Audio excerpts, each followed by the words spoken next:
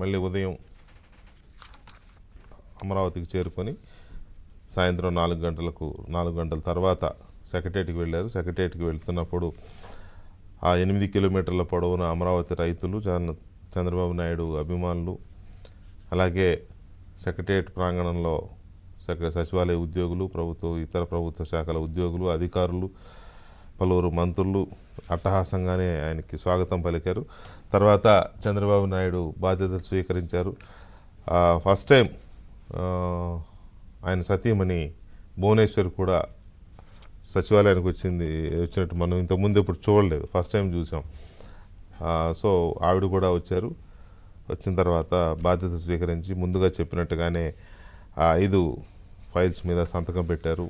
మొదటిది mega DSC, రెండవది land titling act రద్దు, ఏదైతే జగన్మోహన్ రెడ్డి ల్యాండ్ టైటిలింగ్ పేరుతో పేదల భూములను లాక్కోవడానికి తీసుకొచ్చిన ఆ నల్ల చట్టాన్ని రద్దు చేస్తూ చంద్రబాబు రెండవ సంతకం చేశారు. మూడవది పెన్షన్లను ఒక్కసారిగా ఇప్పుడున్న 3,000 పెన్షన్ 4,000కు పెంచుతూ ఒకేసారి పెన్షన్ల ఫైల్ మీద మూడవ సంతకాన్ని చేశారు. ఇప్పుడు ఈ సంతకం ప్రకారం ఇమీడియట్గా ఈయన నెల నుంచి అంటే రేపు ఫస్ట్ నుంచే ఇవ్వాల్సి ఉంటుంది 4,000. పైగా ఏప్రిల్ నెల నుంచి ఇస్తున్నారు కాబట్టి ఏప్రిల్ నెలకు సంబంధించిన డ్యూ, మే నెలకు సంబంధించిన డ్యూ, జూన్ ఈ నెలది మొత్తం 3 నెలల్లో ఉన్న 3 అదనపు 1,000 రూపాయలు, ఈ 3,000 ప్లస్ జూలై 4,000, 7,000 రూపాయలు ఒక్కొక్క పెన్షన్ హోల్డర్కి ఇవ్వాల్సి ఉంటుంది. సో దీనికి సంబంధించి చంద్రబాబు నాయుడు కసరత్తు చేసినట్టే కనబడుతోంది ఒకటి. ఇక ఆ తర్వాత అన్న క్యాంటీన్లకు సంబంధించిన 4వ సంతకం చేశారు. అన్న క్యాంటీన్ జగన్మోహన్ రెడ్డి వచ్చి రాగానే చేసిన అకృత్య అండ్ రాక్షసక పనుల్లో అదొకటి. పేదవాడికి, ఆకలితో ఉన్నవాడికి ఇంత అన్నం పెట్టేదాన్ని కూడా పగబట్టి దాన్ని మూయించేసిన ఒక దౌర్భాగ్యపు రాజనీతి అది. దాన్ని కూడా మళ్ళీ పునరుద్ధరిస్తూ తొలి సంతకాల్లో భాగంగానే అన్న క్యాంటీన్లను పునరుద్ధరిస్తూ చంద్రబాబు నాయుడు సంతకం పెట్టారు. ఇక 5వది ఇంతవరకు వరల్డ్లో ఎక్కడ మనం వినని స్కిల్ సెన్సెస్, నైపుణ్య గణన.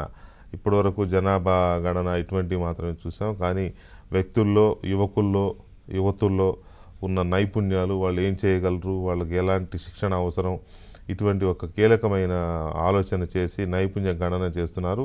అయితే ఆ తర్వాత నైపుణ్య గణన ఎప్పుడు పూర్తవుతుంది, ఆ తర్వాత ఎలాంటి శిక్షణ వారికి ఇవ్వబోతారు, ఇచ్చి వాళ్ళకు ఉపాధి ఎలా కల్పించబోతున్నారు. ఎందుకంటే ఉపాధి ఉంటే అన్ని రకాలుగా కొనుగోలు శక్తి పెరుగుతుంది, రాష్ట్ర ఆదాయం పెరుగుతుంది, కుటుంబాల ఆదాయం పెరుగుతుంది. ఈ పేదరికాన్ని తగ్గించాలంటే ఇటువంటివి చాలా ఇంపార్టెంట్. అయితే అది ఎలా కార్యరూపం దాల్చబోతోంది అనేది చాలా కీలకమైన అంశం. సో మొత్తంగా ఈ 5 సంతకాలు